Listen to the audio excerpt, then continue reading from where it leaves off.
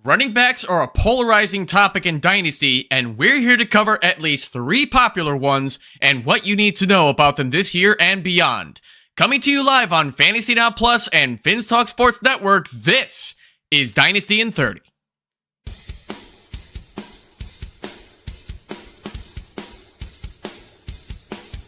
You're watching Dynasty in 30, only on Fantasy Now Plus.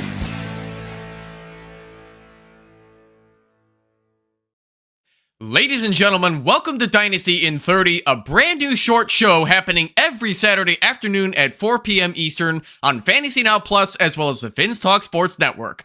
My name is Evan Sather. Co-hosting with me as always is Will Urian. Will, how are you today, my friend?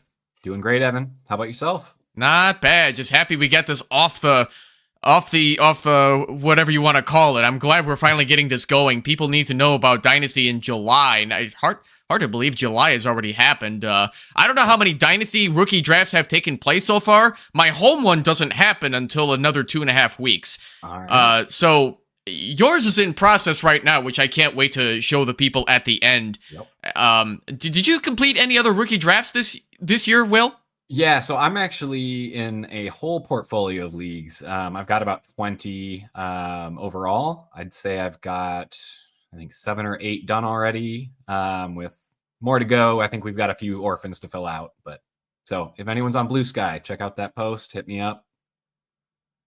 There are always more people that need to fill up their Dynasty leagues, and yeah, check out Blue Sky, check out FF Philosopher on Blue Sky for that. I hope he didn't lose you, Will, because you are frozen. But we did want to talk 3 running backs today that are polarizing, as I like to put it, in Dynasty. And I want to start with Saquon Barkley. I myself am a Saquon Barkley believer, but Will recently released a short on the Fantasy Now Plus channel encouraging you all to sell Saquon Barkley. And Will, I want to give you this opportunity right now to convince the people, why should folks like me consider selling Saquon Barkley at this stage in his career in all Dynasty leagues? Well, the short answer is you're wrong. But no, it's a very nuanced position here. So it is not that I hate Saquon. I have a tremendous amount of respect for Saquon. I think he is one of the most gifted running backs that we have seen in this generation of football. However, his value right now, I don't think it can go up.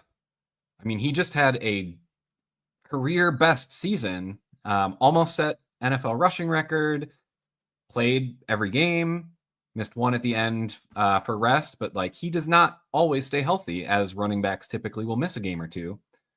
He didn't have to deal with that this year. His team was super run heavy.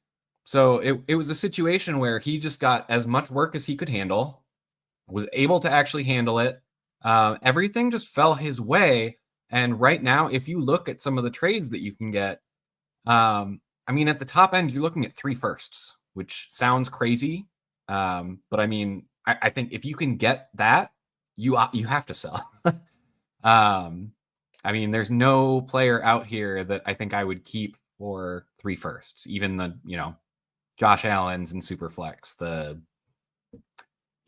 Jamar Chase, Justin Jefferson's in regular. Like, I think I'm still taking the firsts to just keep building my rosters. So, again, it's not so much that I dislike Saquon. I do think he's going to be, top 10, top 12 guy. I just don't think he's going to be that top 1 or 2 difference maker again this year. So this is your opportunity right now to cash in on everything that he did last year. I mean, at this point, he's only played 1 season with the Eagles, so it's still a somewhat small sample size. Maybe they just ran extremely hot last year. We'll have to see this year when they start actually playing the games.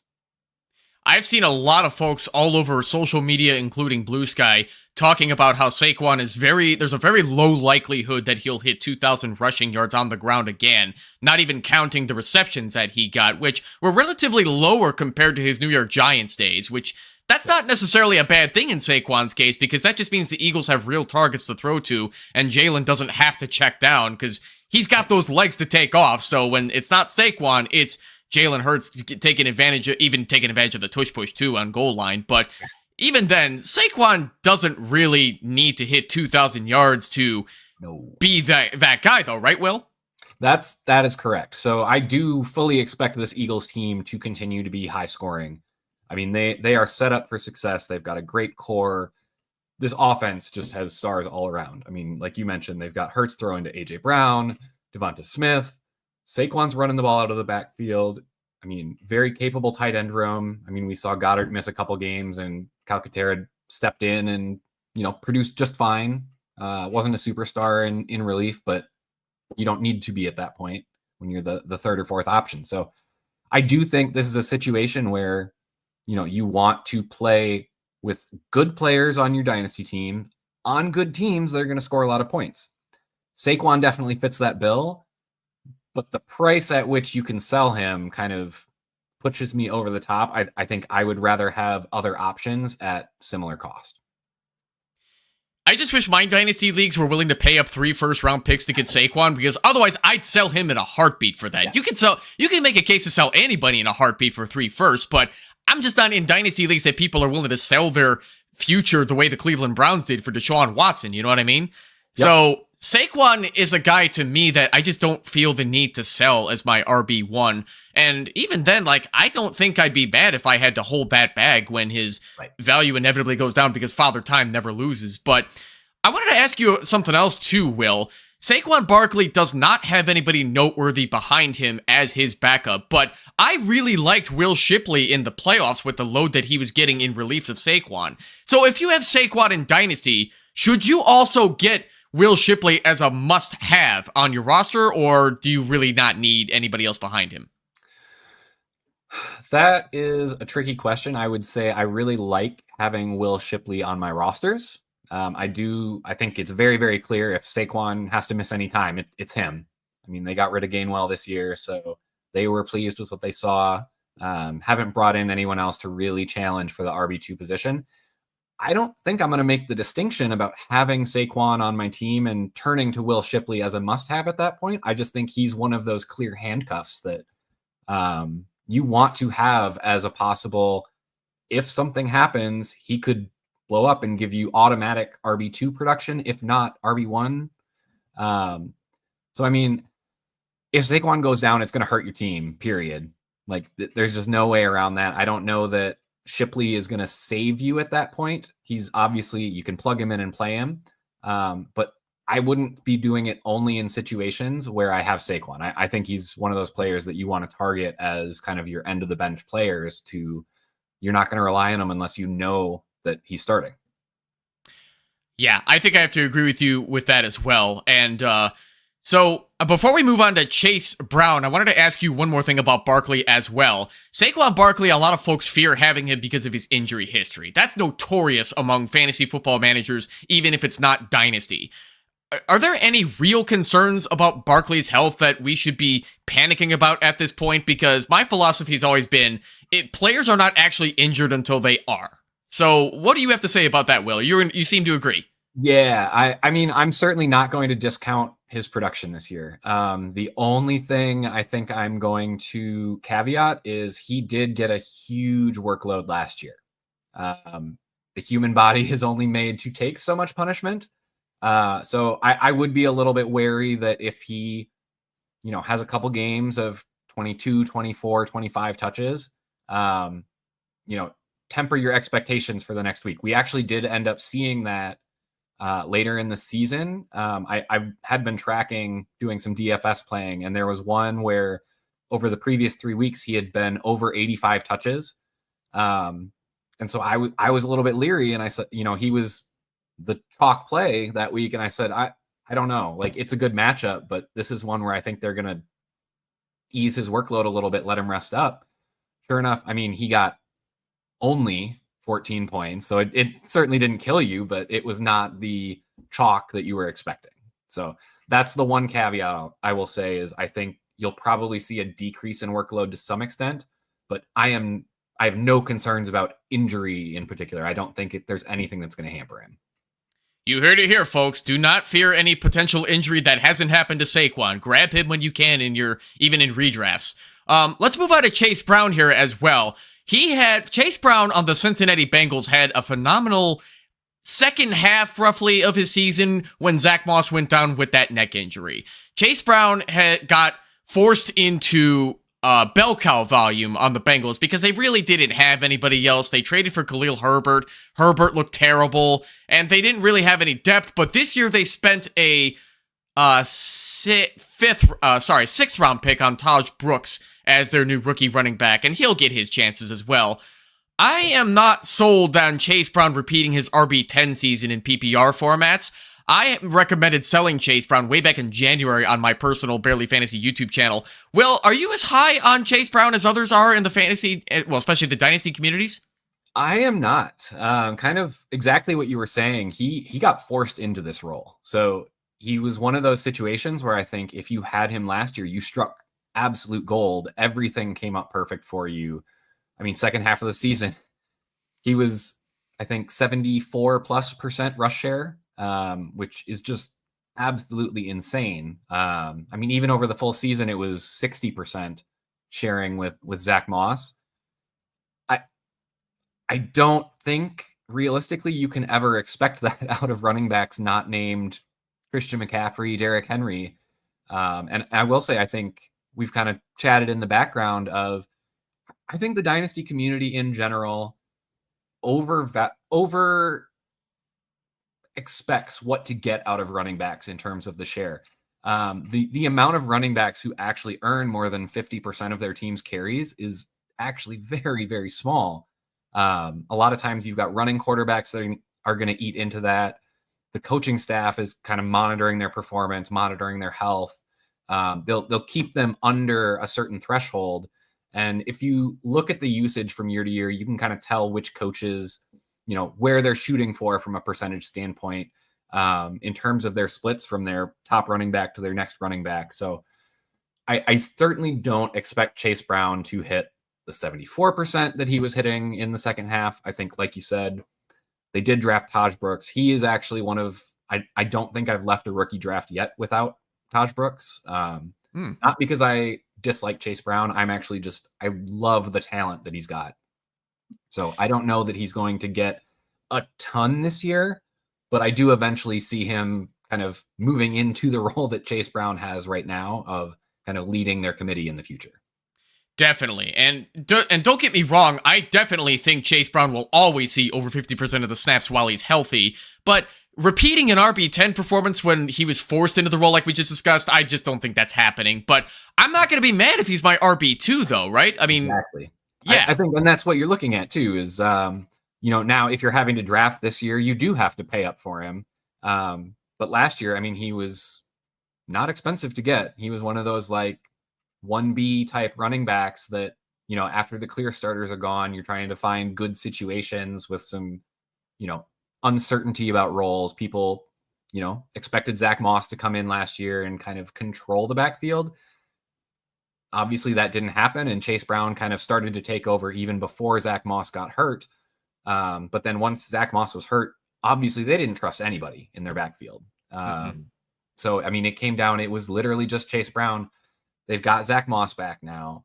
They've got Taj Brooks that got drafted, like we just said. I mean, last year they dealt with injuries to T. Higgins too. Remember, Jamar Chase just went off with Higgins out because they had Chase Brown and Jamar Chase, and that was about it. So, so you're not a believer on Andre Yoshevas? I think he's a good depth piece. I think he's going to be good from an NFL perspective. I don't think he's going to be able to do all that much for your fantasy production. So, but I do think these Bengals, again, they've invested so much in the offense. You want pieces. I just think this year they're going to be much more spread out than they were very, very concentrated last year.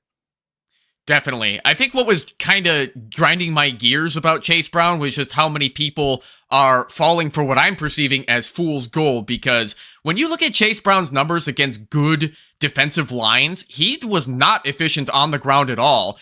And what made it worse for the Bengals was that their offensive line sucked at blocking for the run. And they struggled to run the ball as the result. They were near dead last in running the ball. The Bengals offense struggled outside the passing game, fumbling problems, running the football.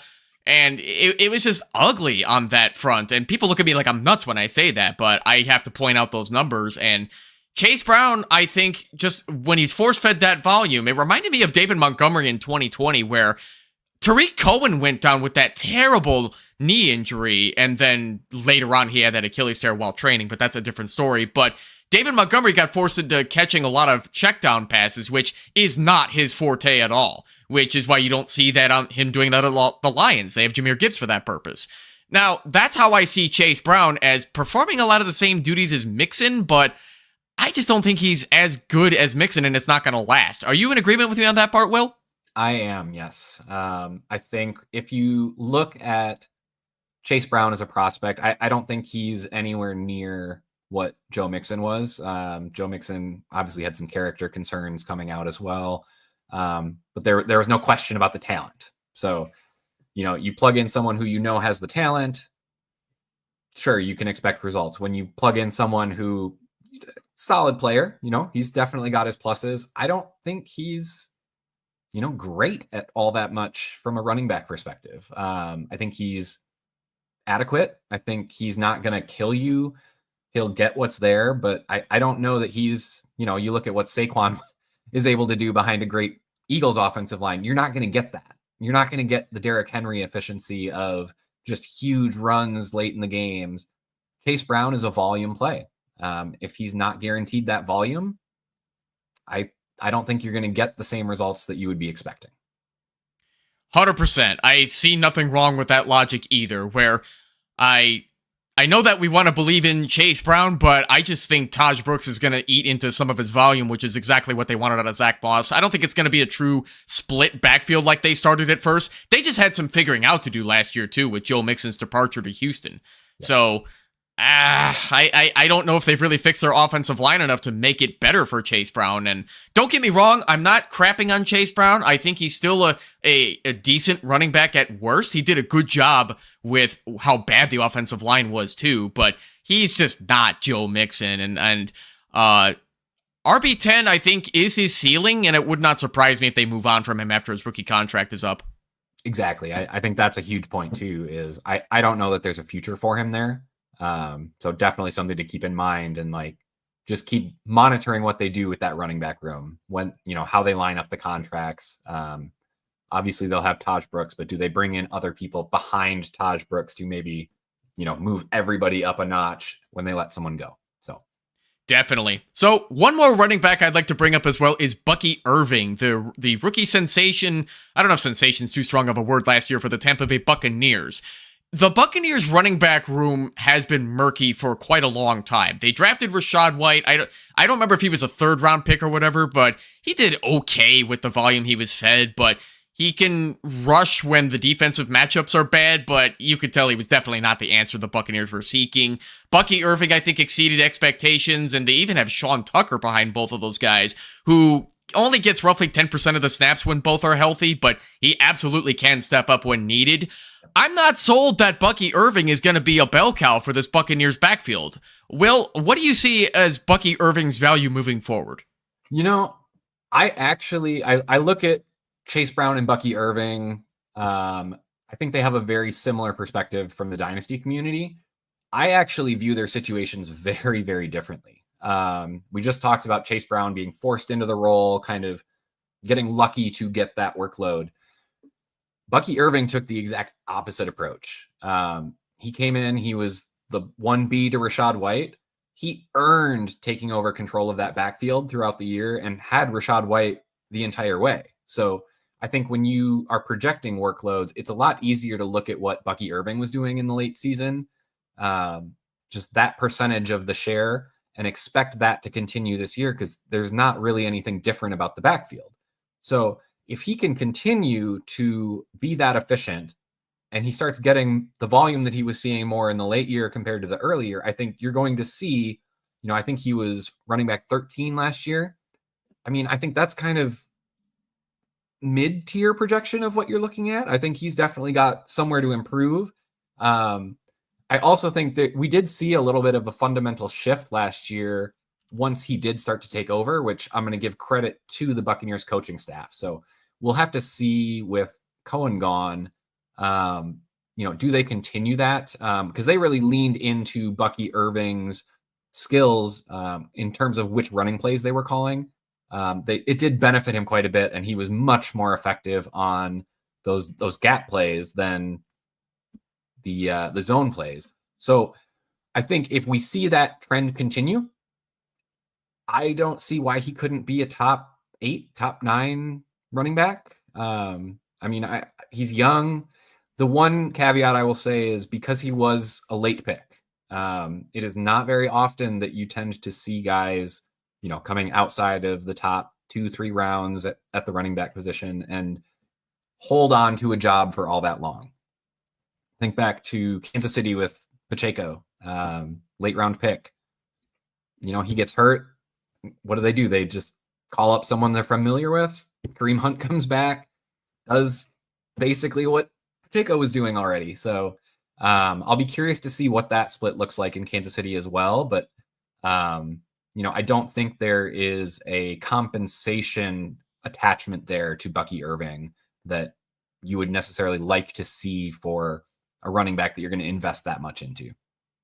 I have seen a lot of mock drafts valuing Bucky Irving as a top 10 running back, which I'm considering as kind of an overvalue right now because we have not seen evidence that the Tampa Bay Buccaneers are going to be using less of Rachaad White and Sean Tucker. Sean Tucker was used sparingly in the first place, but I just think because Rachaad White is still there, Bucky is not going to be getting as much volume as people think.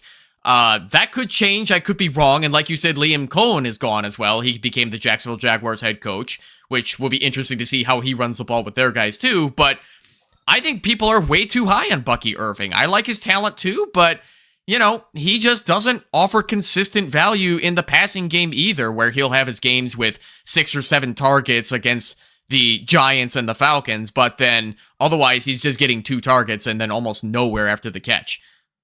So is that what we can expect more out of Bucky Irving this year? But I don't know if we have evidence that changes anything, right? Yeah, I don't know that he's going to really increase his receiving workload either, like you were kind of mentioning. They went out and drafted Emeka Egbuka, who, he's going to kind of excel in that slot, kind of short range game, which is going to overlap a little bit with some of the running back routes. Last year, McMillan came in, took a little while to get going, but when Chris Godwin went down, showed to be serviceable there. So, I think they've got a pretty stacked room in terms of pass catchers. Kate Otten, not a spectacular athlete, but just very, very dependable. I think it's one of those situations where you have enough options that the running back's really not going to get it unless Baker Mayfield is, really under pressure, can't look downfield, which, we did just find out that Wirfs is hurt.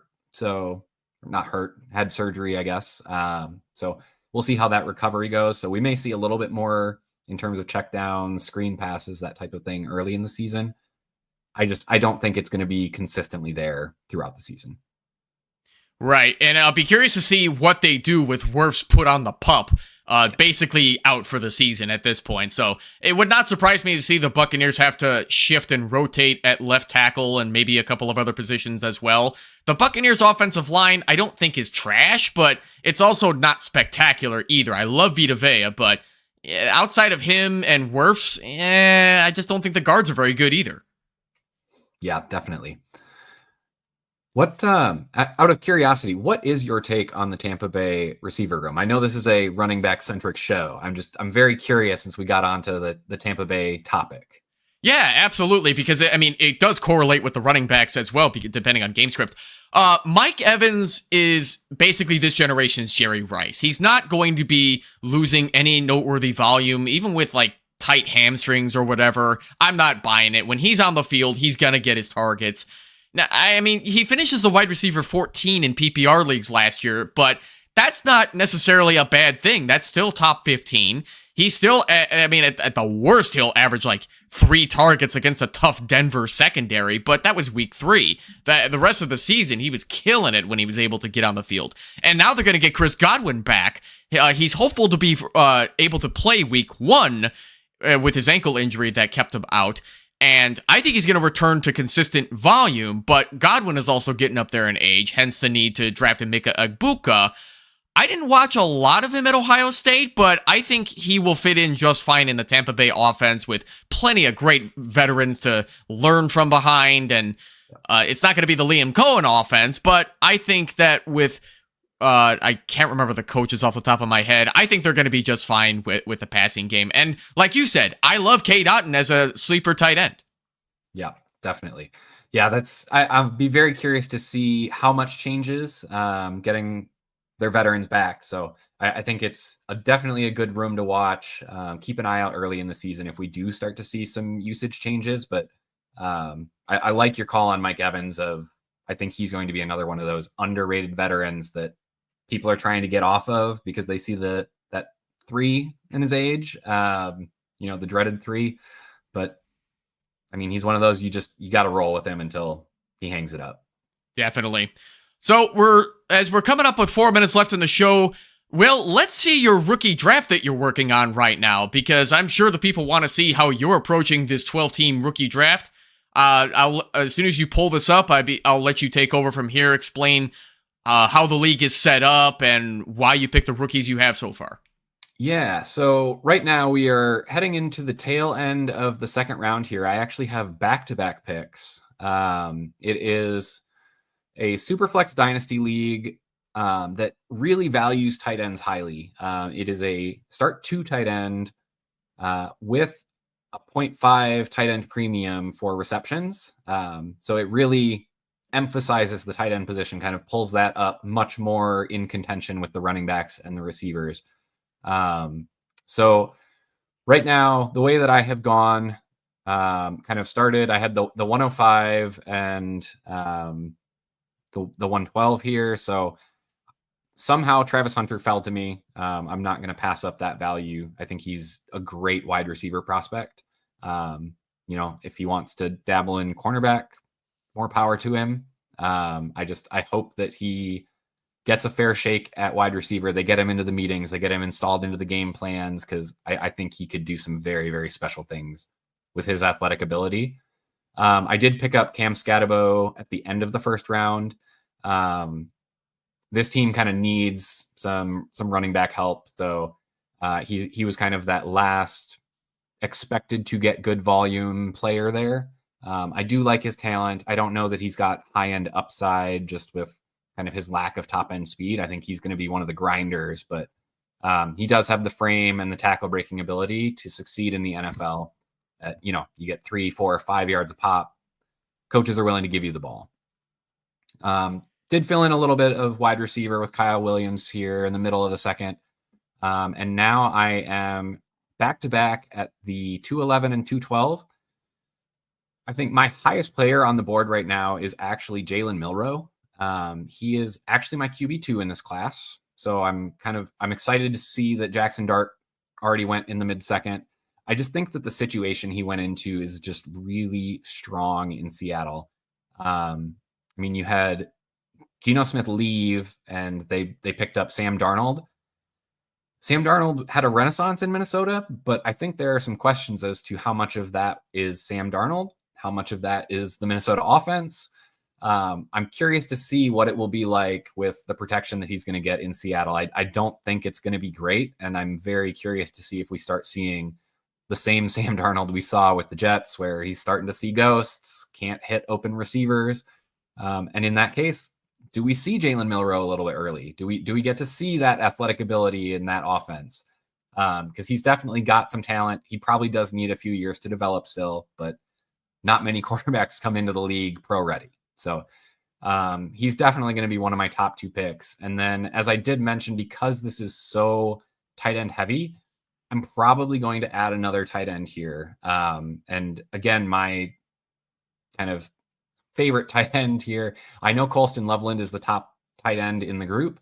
I really love the profile for Harold Fannin. His receiving production in college, even, we know it's Bowling Green State, so it's not the best competition he's facing. But when college teams know that you are the top receiver on your team, and you can still put up the numbers he did leading the NCAA in yards. He's got receiving chops. You don't draft that type of player to have him block. Yes, he's got Njoku there to share time. I'm not that worried about it because if you look at their receiving core, I think they're just going to run a lot more two tight end sets. I think they're going to put Fannin and Njoku out there. I think they'll probably split Fannin out into the slot a little bit more. I think he's got a ton of upside, even as a rookie. And I'm not expecting him to come in and be, a top 12 tight end right away. You do have to exercise patience, despite what we've seen recently with Sam Laporta, Brock Bowers coming in and just lighting up the league right away. But I think Harold Fannin is one. If you can get him anywhere starting in the late second, especially in this type of league, I think like tight end premium leagues, so that late second area where you start to target him. If it's not tight end premium, you can definitely wait into the middle of the third, but he should definitely be a priority target for you. I think people are getting a little bit overhyped about some of the athletic ability of some of these tight ends that, yes, flashed great at the combine, but didn't necessarily put up the best production in college. So, is it functional athleticism is my question.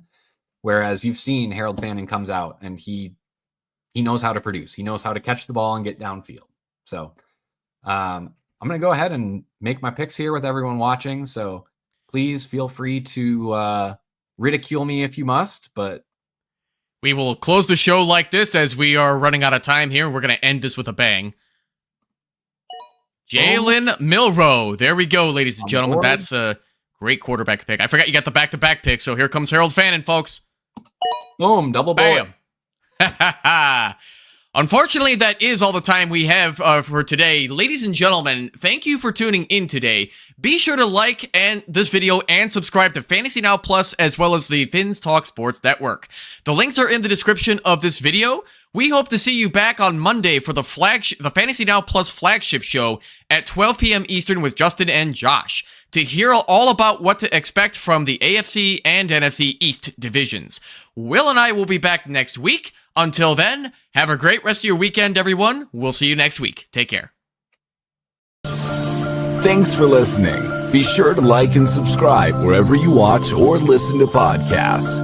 We'll be back next week for more ways to win your league.